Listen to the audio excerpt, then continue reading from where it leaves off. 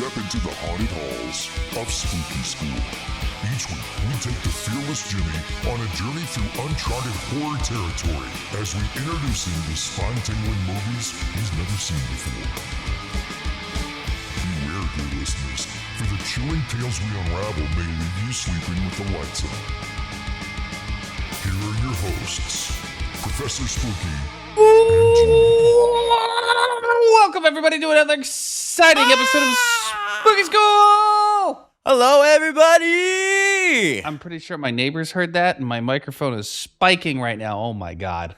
That's good, dude. That's We got good. a hot mic tonight. Give me an excuse to use one of those cool compressor plugins, all right? Hell yeah.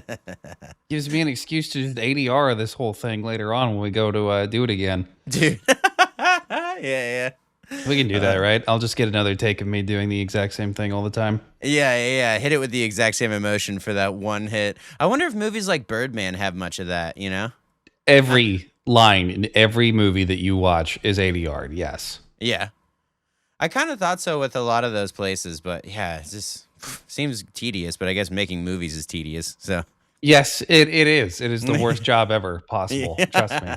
It's the worst dream. Well, I mean, hey, when I'm out here recording guitar parts and I'm sitting there and I'm doing the same loop and I read track 36 and I'm like, nice. My wife just heard me fuck up 35 times. Like, Way to go, pal. yeah, exactly. But anyways, dude, how the hell are you? I've been all right. I've been pretty good. How the heck have you been? I'm doing really, really solid. I'm in one of those cool places in life where, like, you know, when your creative neurons just are like firing at the right capacity and you can actually like get stuff done and you're like, whoa, I'm not used to this. So it's feeling good. It's feeling really good. That's a great feeling. I miss that feeling so much. I want a Yeah. personal life back. You know what I mean? Yeah. Trust me, I definitely understand. But unfortunately, everyone involved with this movie should have their personal life taken away. Oh, well, half the people in this movie are fucking dead already. So we are talking, of course, about George A. Romero's Day of the Dead. Oh my God, more like the day I almost died of boredom. I take it you didn't like this film. You know, it felt like it was about to start the entire movie. It actually did have some redeeming qualities that we can definitely go over, but like I had a hard time watching the whole thing. I'll admit it. I agree with you in parts, right? Yeah. So I don't think this movie's bad. I Yeah. think out of the three, this is definitely the weakest. For sure. And it's like there's so many little things about this film that I want to like, but they don't add up enough to make a good enough big picture. I totally agree. It's like when something has a really cool idea, it takes it away immediately. Where it goes like, oh, you like this thing? You like this? You think we're going in this direction? Because we're Yoink. not. Oh, you're dead. Are you still there? Oh, yeah. I'm Okay, here. cool. The joys of filming remote. What did you say there? Could you repeat it? Oh, I said that every time the movie introduced you to a cool concept that we're like, hey, we're going down this tunnel, it immediately was like, yeah, that tunnel is a dead end. Here's another tunnel. And you're like, this seems okay. And then it goes down here and it's like, this tunnel also sucks. So then let's move on. And a portion of it literally just takes place inside a gigantic tunnel. Yeah. And I mean, dude, the amount of money that you must have saved on the setting, I wish would have came back up in the script somewhere, you know. I think that George A. Romero. Sorry, we're starting off with hot takes a little early here, but I got a big steamer for you. Is that Lay it on us. I think George A. Romero thought that this was going to be his magnum opus. You are not wrong. Yeah. Fuck you, microphone. So, according to urban legend, right? Mhm. There is, and by that I mean Wikipedia. Yeah. It's This urban was- legend enough. This was supposed to be like his grand thing. He described this movie as he wanted to make Gone with the Wind, but with zombies. And apparently, the original script for this was like well over 200 pages. What? Yes. Oh my god. And that is like sadly from this point going forward just a major like theme, like reoccurring theme in his career Yeah. of just one big what could have been. Yeah. I mean, it really felt like he was just trying to like he definitely thought he was making a banger the entire time that he was making this. But it also, you know what I realized while watching it too is I think a big fault that it has was it has too many excuse me. A big fault that it had was it has too many things that's trying to be of the times. I think that is what really set it back because it had so many things that line up with regular 80s action movies that should be really freaking cool that just are not. Well, okay. So every single time I go to watch this, right? Mm. I'm like, I'm going to give this a fair shake. I'm going to go into this with an open mind, and this will be the time that it finally clicks, right? You're right. And that first 10 minutes is fucking gold. Yeah. I'm sitting there and I'm just like, hell yes, this is great. This is so cool. That opening shot where they're flying into the city and it seems abandoned. And Yeah. it's not until one of the characters like uses his blowhorn to be like, hey, if you're out here, come on out, come on out. And then all the zombies come out in droves. And out of all three of them, on a technical level, this has the best special effects by far. Yeah. Yeah. I mean, it felt like the same level of what's that Stallone movie where he plays the renegade cop is it feels on the same level of a lot of these a lot of the 80s movies that like deserve a place. And I honestly think that I would like it more if this wasn't the third installment of the Dead trilogy. Mm-hmm. But it just if this was a Cobra, yeah, because something Cabretti, that's the Rocky Stallone. Cobra. Yeah. But I feel like if it was a one-off movie, kind of like Cobra, it would have more of a cult following. But just putting it as the third installment of Night and then Dawn, following with Day is just yeah. Yeah, I definitely put myself in that mindset of like, this is its own thing. Mhm. Just go into it and still appreciate it. But even then, no, Yeah, it just doesn't work. So we get like that opening scene and we have that iconic fucking shot of like the very first zombie that we see is that dude with his jaw just gone. Yeah, And like that his was super tongue's cool. hanging out and shit. Yeah. Easily like the best special effects and best Shout out to zombies. Tom Savini. Tom Savini, fucking miracle worker, right? Yeah, not talking shit on him. Not even kind of. You No, would never catch me. No. No. He's one of our Mount Rushmores of Spooky School. Exactly. But there's then like the movie for me immediately just takes a fucking nosedive as soon as we get out of that city setting and go to that underground bunker. Yeah. And I kept thinking like, why? Why does this not click with me? And I realized that like as soon as we get back into this bunker, and the whole premise of the movie is that there's a group of scientists and there's a group of soldiers. And they have to share this underground bunker while the group of scientists try to experiment and figure out something, right? Yeah. But they're all going insane because they're all in like this really isolated part of the world or like this isolated underground bunker and they're just going fucking crazy, right? Mm. On paper, it's a pretty cool premise. But pacing wise, as soon as we get back down there, it is just straight 20 minutes of our main character, Sarah, basically acting as like a tour guide, right? Of just going through from one group of characters to another and establishing all the locations in this underground bunker. Yeah. But then basically just going to all the characters that are there and being like, here's why you're doing everything wrong. Right. And just trying to woman-splain to everybody. And it's Exactly. just not working out. Like, although in that string, I don't know about you, but the one main redeeming character that I have, I can't find his real name, so I'm just going to call him by the nickname, is Dr. Frankenstein. I think that Dr. Frankenstein, to me, was one of the most redeeming characters of the movie because, yeah, he was a little out there, a little crazy, but he really nailed that that kind of like mad scientist, I'm trying to figure something out role, and was able to like kind of hold his own conversation wise with the batshit crazy Marine guy. And Mm-hmm. even though like both the Marine and the Doctor were very stereotypically 80s characters, I think that he was a redeeming enough quality that I was really interested in all of the like little bits that we got to see him in. It kind of adds to as well, like the biggest flaw in this movie is the performances.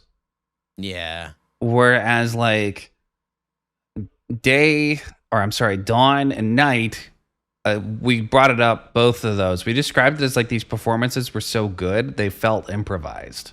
Right. Like everything felt so organic in those movies. Oh yeah, it was rushing water the whole time. Whereas this is just sparkling water in a can. yeah. It's I mean, I don't want to go as far as to say that it's garbage, because like really the drop off for me is with the comparison of the other two, like I mentioned, but it also like I'm not gonna lie, I had a really hard time focusing for the last bit, and the last bit is when all the action is happening. And Oh like, yeah, it's they just like, save all the good stuff for the very end. Where Yeah. the very end just kind of becomes like a demo reel basically for Tom Savini. Yeah, yeah. It's just like, look what I can do. Which it did have some of the cooler kills in the whole series. I'll give him that. The coolness factor, this movie actually like held up and like was able to cook with the other movies, in the sense of just like, what is unabridged fucking Affliction t-shirt, dope ass like WWE kind of shit that's going on here, and like Right. absolutely kills that in the end of it. So credit where credit is due. Like, that was a party, but I almost like just forgot about the whole first part of the movie, or why anyone was like trying to survive by the time that any of that happened. Although I did like where our character kind of like slowly loses his mind throughout the whole movie. What was his name again? Do you remember the guy who was racistly called a few things? I was throughout gonna the- say I remember his nickname, but I can't say it. Yeah. Where I mean, George A. Romero is really good at having angry white cops or soldiers really fit the stereotype, like where. And again, after seeing all of the racial commentary that's in like Dawn and Day, do you still believe that he really didn't plan anything in Night by Ri- casting? Right. Exactly, yeah. Although, as we're on that tip a little bit, I do think that the kind of social messaging that he tried to throw into this movie was just so much not as strong as the first two. I mean, like, yeah, I don't know. It just didn't feel as real. It didn't feel as like cool and undercover, authentic as the first two movies kind of portrayed certain messages. Where this was, I don't know. It just felt too different. How about you? I think it's just the severe overacting that everybody's doing.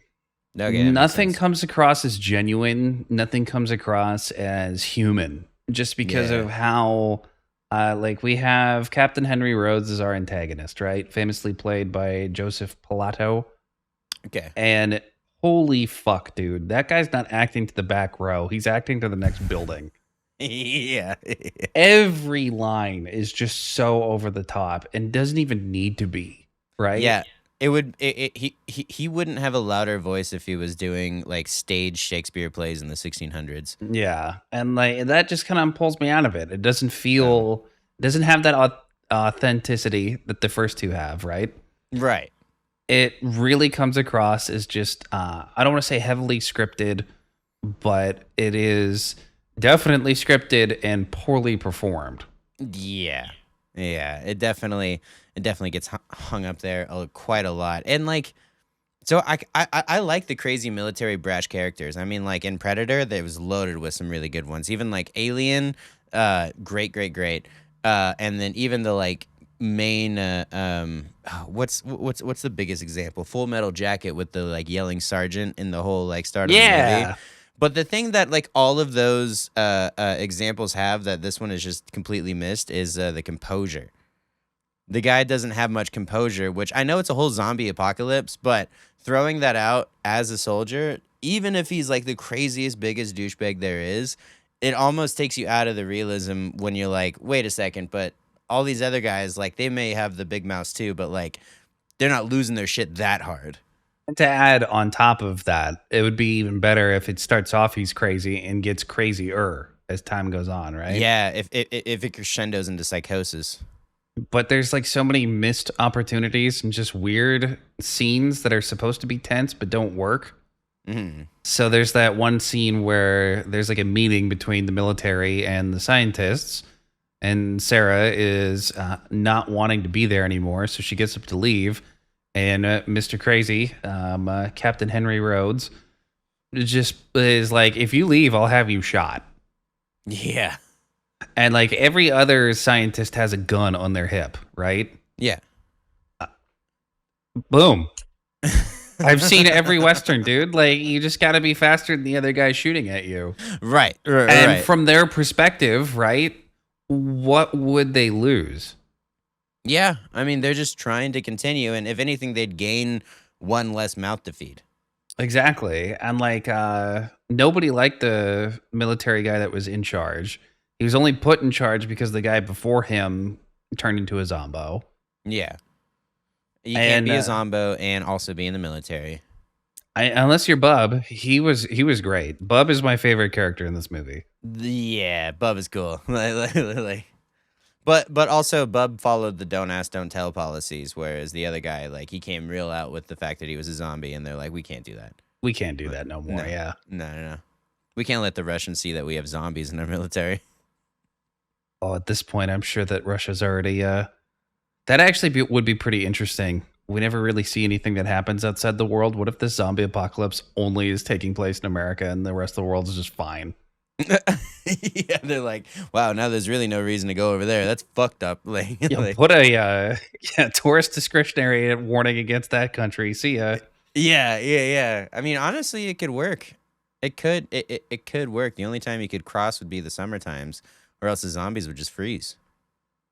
But I really like the speaking about like the biology of certain zombies. I mean, they hit you a little over the head with it, but Dr. Frankenstein going through like what exactly happens with it is cool because I mean, I've only seen a handful of the older zombie movies. Maybe back in White Zombie they described something. I haven't even seen the movie. I have no idea. But like but seeing Hold on, I gotta do my due diligence here as a professor. If you haven't seen White Zombie, number one, it is really good. You should go see it. Okay. Number two, the zombies in that one aren't the dead coming back to life to eat people. They are basically people that are put into a trance. And then it's like a voodoo curse, right? Oh, that's cool. I did not know that. Now, I'm going to purposely spread misinformation on the internet, but this is my interpretation of the movie, okay? Uh-huh. The reason why the movie's called White Zombie and the reason why the movie is supposed to be scary is because the voodoo curse can work on white people and turn them into zombies.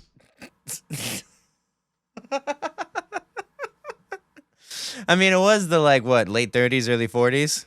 Bela Lugosi stars in it, Dracula himself.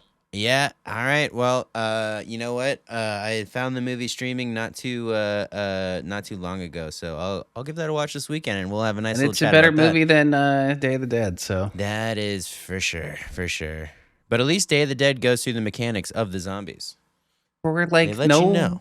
for no reason, really. What's the payoff in learning how the zombies work? We get to watch the doctor kind of overact his craziness for a while and then give you a description of exactly how these work. And you just kind of like, I don't know why I didn't know it before in those terms, but yet you're also telling me a bunch of things that I already know. Like it just felt like, duh. They die, they come back, and they're a little hungry. Yeah. Yeah.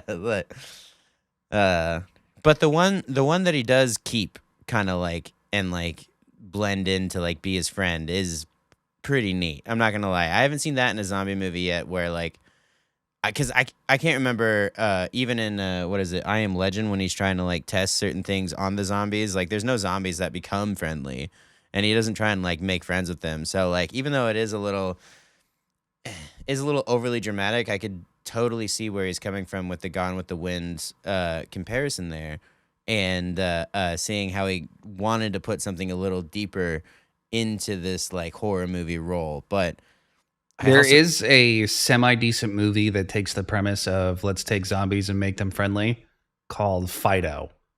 Oh yeah. That is basically like this movie's Bub arc done really well, Okay. where the zombie apocalypse has happened, and then there's like this weird.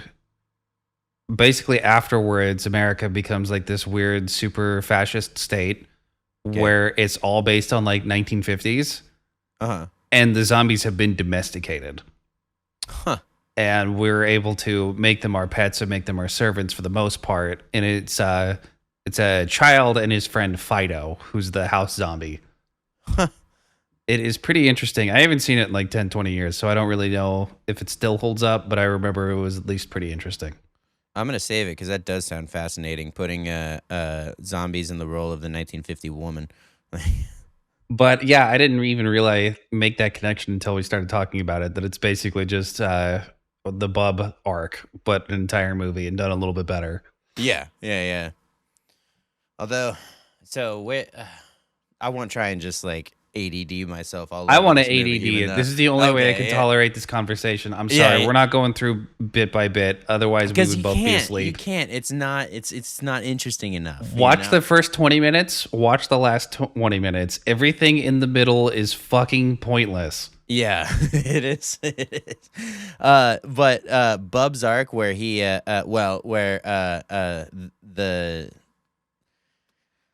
our head soldier guy gets kind of in a rage and opens fire on our head scientist, Dr. Frankenstein. Yes. For context, let's at least explain that a little bit, right? Uh-huh. So, Dr. Frankenstein is making a breakthrough, and he is teaching Bub, like, basically how to remember his old life and gives him some old skills from the old time. Mhm. And it's all in an attempt to kind of domesticate the zombies, right? Yeah. Because in Dr. Frankenstein's mind, there's not going to be a cure for this. And the only way that we can get our world back is if we somehow figure out a way to make them behave. Yeah. And not eat us, right? So Fido really is the sequel to this movie. Kind of, yeah. Yeah. Spiritual successor is the way Yeah. that you say it without getting sued. Okay, cool. So the way that you rip something off without getting sued. Yeah. So it's foreshadowed because there's that great line where like you have to reward good behavior, otherwise there's no point to any of it, right? Mhm. And I forget the actual character's name, but Dr. Frankenstein is what they call him. Yeah. I love that guy's performance because if you squint your eyes, you could just kind of pretend that he's Jeffrey Combs. Yeah, that's pretty spot on. Yeah. And then it's revealed later on that the reward that Bub gets for being a good boy who listens to his manners is human flesh from people who have recently died. Yeah. And the soldier guy did not like that, which Nope. I get it, but he definitely took his anger out immediately and just did 12 into the chest. So Into the chest with the worst stock sound effect for gunshots possible. it might as well have been a pew pew or just and it was so bad that when he hit the ground there should have been a Wilhelm scream. You could have just had a sound designer like just make gunshot sound effects into a microphone and it probably would have sounded better. Could have hit a snare drum in the side and not even mic'd it up and it would have sounded better. Like, Exactly, yeah. yeah. No, so like obviously tender moment that you care about for maybe half a second because it's still in a shit movie. So so after I wouldn't say hold on now. I'm not going to say this movie's shit. Okay, that's fair. Out of the three, right, this is definitely the weakest. Mm-hmm. I mean, I don't want to call it bad. It's a little bit of a letdown for sure. Yeah, I'll give you that. And there's like way better movies that you could watch, but there's no way Yeah. I could call this like a bad movie or a shitty one. That's true. It really like okay. In comparison to actually poorly made movies like the first Friday the 13th, it's leagues above that. Mm-hmm. But the historical context of what the movie brings is what I'm so hung up on of just like, you know, because Night and Dawn were just so good that this really was like seeing Star Wars Episode 9 after Episode 8 after Episode 7, where I know you probably didn't give a fuck about the Star Wars movies, but What the fuck are you talking about? What? Yeah, you probably haven't seen 7, 8, or 9 at all. There's 9 episodes of Star Wars with Jimmy. What the fuck are you talking about? Yeah. It's gone downhill since Disney bought them, we could say the least. Oh yeah, that's for sure. Yeah. But yeah, that's probably why I get so knee jerky, because it's definitely I would rather watch this than the first Friday the 13th. Put that on the back of the DVD box. Yeah. I would rather watch this than the original Friday the 13th. Yeah. But Bub has a pretty good character arc, because he gets out in the final end zombie craze where our guy who's going into psychosis throughout the whole movie, he gets bit and then gets bit in the arm, and then someone saws off his arm to buy him a little bit more time, but he just like understands that his time is near. So he escapes, and then, like a true hero, don't really know why he did it this way, but he just decided, I'm going to go up to the helicopter platform and I'm going to get as many zombies here as I can, and I'm going to take them down with me. As he's literally getting ripped apart by all these zombies, he's conscious enough to be like, but also fuck everyone in here except for maybe the girl and someone else, and I'm going to hit the down button and just like wreak havoc on all these guys that used to have safety. Yeah, Miguel, I believe is that character's name, has... He does have a very interesting spiral throughout the entire movie. Mm-hmm. Like the opening shots of him in the helicopter, you can tell he's not doing good. Yeah. You just see him make like one little slip up after another that arguably isn't his fault because of the condition that he's in, right? Which leads to people getting hurt or killed, which adds even more stress on top of him. And the dude's already like close to gone at this point. Yeah. And it's not until the very end of the movie where something finally happens. But also, like, seeing him get bit on the arm, and the most brutal amputation scene I think I've ever seen. Yeah. Because, God, it is just so disgusting. They take that machete, cut his fucking arm off, and I love... It's such a small thing, right? Of cut his arm off, and they take the machete and just drag it across the floor with his arm being skidded off as well. Yeah, like you're chopping off a fatty piece of brisket and just like, don't need this anymore. There's the like, and it's just like slides across the concrete, and it's like the effects feel real. Yeah, and the cauterization afterwards, where our femme fatale takes the burning torch and just immediately is like, well, we got to cauterize it so it doesn't get dirty. Just like, fuck, dude. Character wise, okay, bear with me. I'm going to be a woke leftist here, Okay. Character wise, Dr. Sarah in this one, in terms of being like a female lead, is probably this like I want to say like strongest, but I mean that in the sense of like, feels like a real character, is not just catatonic the entire time. Yeah. And we've gone so far above the lady from Night. Exactly. And then also comparing her to the lady from Dawn, she's really in charge of the story. She's making her own choices. She's making her own decisions. Yeah. And she's helping push things forward, not just in her storyline, but I mean like just story in general. And she's kind of the only person you care about, and she's definitely the only person with like unabridged morals for just continuing life and trying to figure out and like just do the right thing for everybody, not for the scientists, not for the army, but just like, hey, how can we loop this in together? So yeah, and that's established pretty early on when they're flying over the city, right? Mm-hmm. And they're like, we got to touch down and go explore. She's the one who's really like, no, we need to go make sure that there's people there that we can't rescue or find supplies. Yeah. Where everybody else in the helicopter is like, are you fucking crazy? I'm not getting out of this thing. Yeah. Yeah.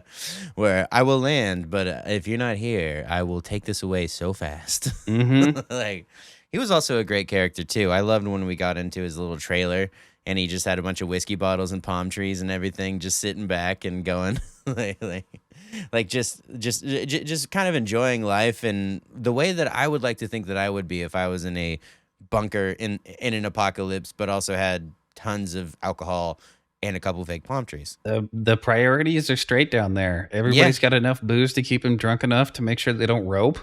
Yeah. Yeah.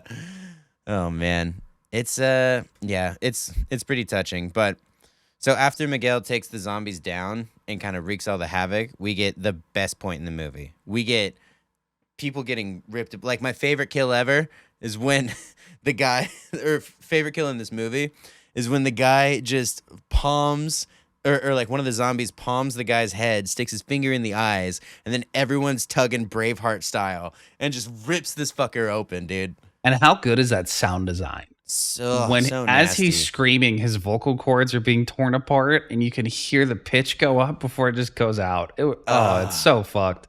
Yeah, it's like they did some real research. So don't look into some of the people that died making the movie. I think that they actually just killed a bro to make this happen. Yeah, that's how dedicated they were. It was good.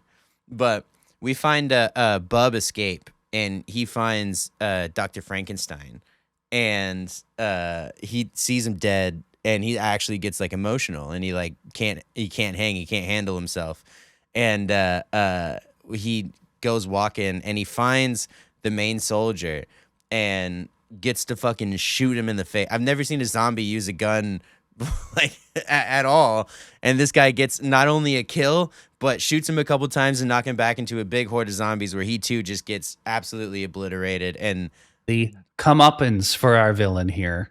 Yeah. That was my favorite part of the movie for sure. Seeing Bub win, and then like if there was a direct sequel to this movie, I would hope that it follows him trying to like settle down the zombies. I'd have to look it up because I'm sure that there is a official sequel made by a completely different team like 30 years after the movie. Really? Yeah. So George A. Romero, I'm pretty sure, had like nothing to do with it. He was just like, wait, how much do I get paid if you use the movie's name? Go for it. Yeah. Yeah. I have not seen it, so I cannot comment whether or not it is good. I will let you decide if you think that a cash grab sequel straight to DVD from Day of the Dead is any good or not. Land of the Dead? No, Land of the Dead is an actual George A. Romero sequel. Oh, okay. And as flawed as that movie is, that was the first zombie movie and George A. Romero movie I saw in theaters. So I have a little special place in my heart for that movie. Oh, really? Mm-hmm. That's cool. So that was the first horror movie you saw in theater? Nice. Well, first George A. Romero zombie movie. Like I had already gone through my phase there where I watched Dawn of the Dead over and over and over again. Yeah. And when I found out that Land of the Dead was coming out, I begged my parents to take me to go see it. That's sick. I did find it. Funny enough, it came out the same year as the other one, and it's called Day of the Dead 2 Contagion. It does not look good. That does, yeah. There's also like the Night of the Living Dead 3D remake. There's like a shitty sequel that I don't know if anybody... The thing with like Night of the Living Dead and how that's like open property, like open IP, I don't know if that's like if that's even like slightly official. Like I'm pretty sure you and I can just go out and go make our own Night of the Living Dead movie. I don't understand why we aren't yet then. That's just we definitely That's true. should. And Yeah. here's the real thing too. I think this is all settles down, and this is such a hyper specific criticism, right? Uh-huh. I watched Night of the Living Dead and I watched Dawn of the Dead, and I go, I need to make a fucking movie. Yeah. I don't feel that way about Day of the Dead. Yeah. I watched that and I go, I need to watch something else. Yeah. Yeah. Yeah. I should like honestly get better writing out of an episode of Modern Family. That's the Yep. No, I'm sorry, George A. and the Ghost of George A. I don't hate it as much as I really plan. This is a podcast. I'm supposed to talk it up a little bit. So, but you're I not mean, here. you can't hide how you feel, right? You got to be Yeah, authentic that's about true. it. Yeah. The thing, okay, I do though, actually is hate it. that this is like I said earlier, I think this is a great example of the theme of George's career is sadly like what could have been. Yeah. So after this movie came out, I'm pretty sure even though it made money on the box office, it was still considered a commercial flop, right? Mm. There was nothing zombie wise from him for like the next 20 years, right?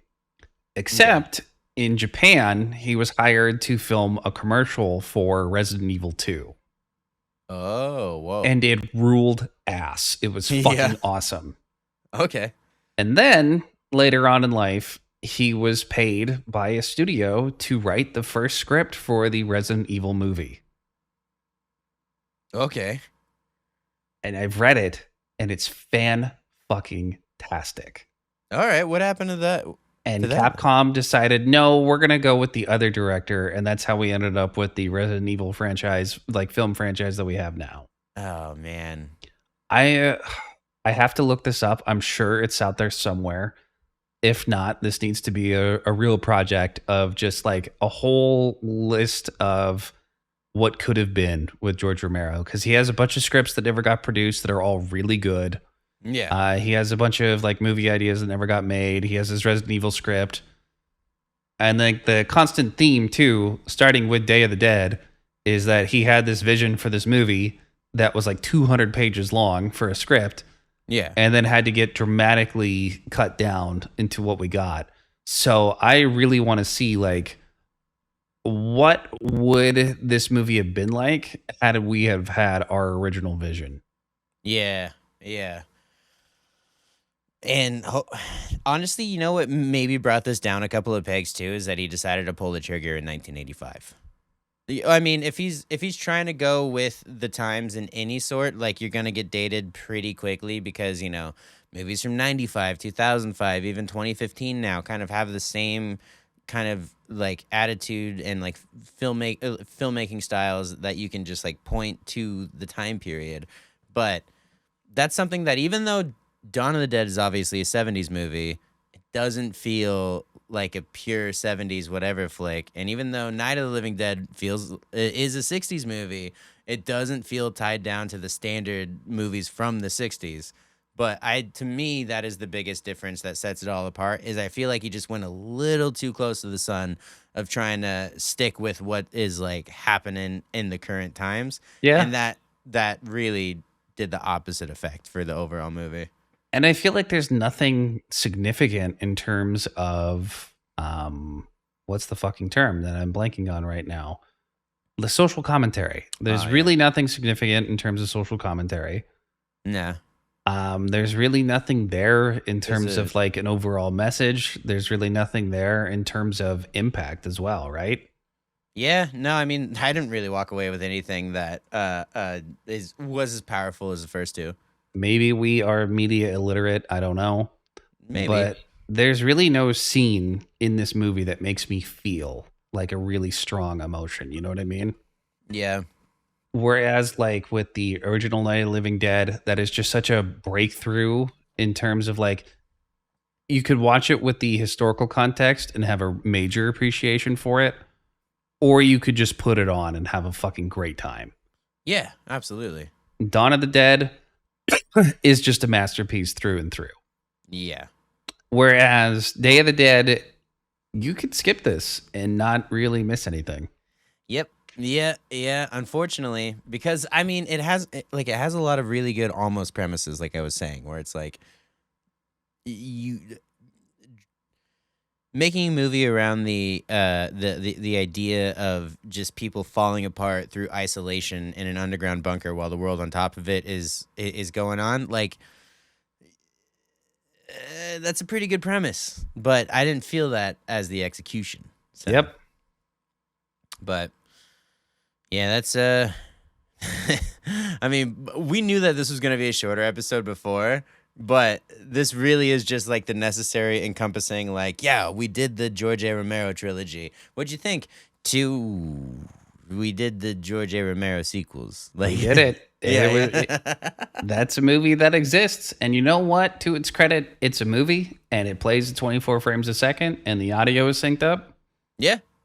So good on them. Yeah. You know how many zombie movies I've made? Fucking zero. So really, I'm a huge piece of shit. Who cares, right? That's absolutely true. I could pick it apart all day, but what do I have to show for myself? Nothing Fucking yet. I got a nothing. lot more work to do. Exactly, yeah. But yeah. But give me your hot takes. My hot takes. It's definitely. And I need your hottest. I mean, steaming hot, borderline psychotic take. Well, not the hottest, but I'll definitely get to something after this. But just the biggest point is I do feel like George A. Romero accidentally stumbled into greatness with the first two films, whereas this one he decided to take the helm and made not great. And so I think that this was the movie that he cared the most about, and unfortunately, it's just the way that it goes a lot of the time. Is just like this is your dream. That's awesome, but like it just didn't hit the marks. And I think that was because of the buzz of the first two films, honestly, too. Because he's like, oh, I can get something, I can do this or whatever. And who knows where it actually fell apart, but there's a couple places to point. But I wasn't there because it was 1985 to now, almost 40 years ago? That's wild. But don't say that. Shut up. yeah. But an even hotter take if you want to get in an even No, hotter... I mean, I need psychotic. What you just said was normal. A normal person would say those things that you just said. Okay. I need you to dive deep into your psyche and come up with something so unhinged. No normal person would ever even think it, but you have to phrase it in a way that where people who disagree with you, they're the crazy ones. I'll give you an example. Are you ready? Yeah. Okay. Day of the Dead is an allegory of being bisexual in the 80s. And if you need me to elaborate, you're part of the problem. All right. Yeah, that is. You see what I mean? It doesn't even need to be true or based in anything. You just got to say it with enough authority. And like I said, the key part of having a good, really hot take is making it antagonistic to the point of like, if you disagree with me, you're a piece of shit. Okay. All right. Well, then I think that Day of the Dead is proof that the government hid into film that we actually have underground bunkers where we are working on reviving people, but they've all just turned into zombies. And that's why that part of the movie was in there, where it's the government saying like, hey, we are doing this because they want to speak the truth, but we're not going to tell you outright. So we're just going to put this in the movie and let you know that we also have dead people that we're trying to bring back in some sort of weird biochemistry way. And we can't really tell you that, but we'll put it in this movie. So when it does come out, you're not going to be surprised. You're going to be like, oh, just like the thing from Day of the Dead. Just like the thing from Day of the Dead. Yeah. Good job. I like that one. Good hot take. Cool. Yeah, there you go. Very conspiratorially minded. So any other podcast would immediately go from these three very high-end, very well-respected movies and then go, now let's take it into a different direction. Let's talk about the art of zombie films and kind of talk about some of the more underground, more art house kind of focused zombie movies, right? All right. This is fucking spooky school. We ain't doing that shit. This next movie, right? You know what this next movie has? What it is? Blood, gore, violence, titties, big fucking titties. We're watching Return of the Living Dead. Return of the Living Dead? Hell yeah, dude.